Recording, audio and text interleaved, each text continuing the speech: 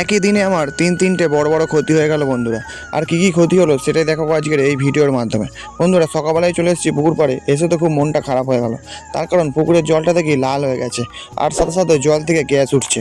এর একটাই কারণ, কদিন আগে যে পুকুরে পানা মারা বীজ দিয়েছিলাম, সেই পানাটা মরে পচে নিচে পড়েছে তাই। তো যাই হোক, মনটা খারাপ, আর সব মাছগুলো কিন্তু ভাসছে। তারপরে চলে এলাম ঘাটের কাছে। আজকে 2 প্যাকেট মাছ এনেছি পুকুরে ছাড়ো বলে। এই প্যাকেটটা যে মাছটা দেখতে পাচ্ছ, এই মাছটার নাম হলো ভুয়েনাস। কিছুদিন আগে আমি 25খানা ভুয়েনাসের ফিমেল এনেছিলাম, আজকে 10টা মেল নিয়ে এসেছি। আর এই যে প্যাকেটটা দেখতে পাচ্ছ, এতে অনেকগুলো রেড কাপ আছে, কটা বড় বড় গোল পিস আছে।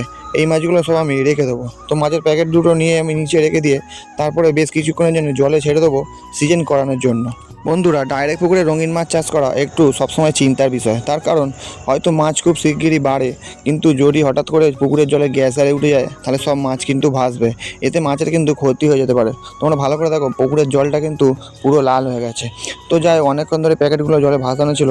এবার আমি ছোলাটা নিয়ে নিয়ে পড়বো পুকুরে, তার কারণ মাছ দুটো ছেড়ে দিতে হবে। বন্ধুরা, কদিন আগেই আপনাদের এই পুকুরের জল দেখেছিলাম একদম সবুজ, জলে প্রচণ্ড টেম্পার, কিন্তু আজ হঠাৎ করে লাল। এটাই কিন্তু ব্যবসার নিয়ম, আজ তোমাকে হাসাবে, কাল তোমাকে কাঁদাবে। তারপরে চলে এসেছি পুকুরের মধ্যে, দেখো এখানে খেজুর মলিগুলো কিন্তু সব ভাসছে, অথচ এই মাছগুলো সব ডুবে থাকে। তারপরে পাশের যে নেটগুলো আছে, সেই নেটগুলো তোমাদের দেখাবো যে সেই নেটেও কিন্তু মাছ ভাসছে। এখানে দেখো সব সাদা মলিগুলো ভাসছে। তারপরে মাছের প্যাকেট দুটোর মুখ খুলে নিয়ে পুকুরের জল ঢুকে সিজন করে রেখে দিয়েছি, একটু বাদে ছাড়বো।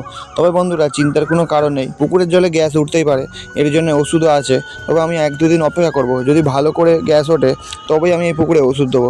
তার কারণ অল্প যেহেতু গ্যাস আজই উঠেছে, তাই হঠাৎ করে ওষুধ দেওয়ার দরকার নেই। তারপরে বন্ধুরা, এক এক করে সব মাছগুলো জলের মধ্যে ছেড়ে দিলাম। প্রথমে রেড কাপ আর গোলপিসের প্যাকেটের মাছগুলো সব জলে ছেড়ে দেওয়ার পরে ভুয়েনাস মাছগুলো সব জলে ছেড়ে দিলাম। তার মধ্যেই দেখো তোমরা, সব মাছগুলো কিন্তু জলের নিচে ডুবে গেল। এবার আমি বাড়ি চলে যাব, যেহেতু বাড়িতেও কিছু কাজ থাকে।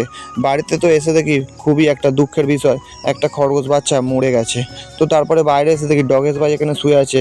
আর আমার যে মাছের ফার্ম তৈরি করছিলাম, সেই মাছের ফার্মের জন্য ছই চলে এসছে।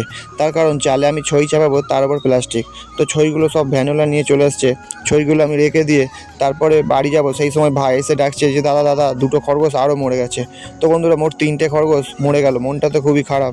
তারপরে চুল কাটতে চলে গেলাম। তবে বন্ধুরা, খরগোশের বাচ্চাগুলো বাঁচানো যেত না সেটা আমি জানতাম, তার কারণ ওরা ওর মায়ের দুধ খেতে পায়নি। তবু আমার মা চেষ্টা করেছিল আমুল দুধ খাওয়ানোর জন্য, কিন্তু ওরা না খেয়েই মারা গেল। তারপরে আরও বাচ্চা খরগোশ 3টে বাড়িতে এসে দেখি মারা গেছে।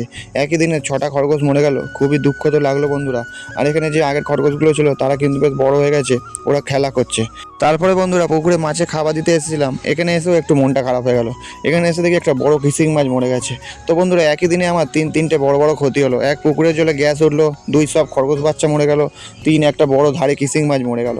তো বন্ধুরা, আজকের ভিডিও এই পর্যন্তই। আবার দেখা হচ্ছে আগামীকাল অন্য ভিডিও নিয়ে।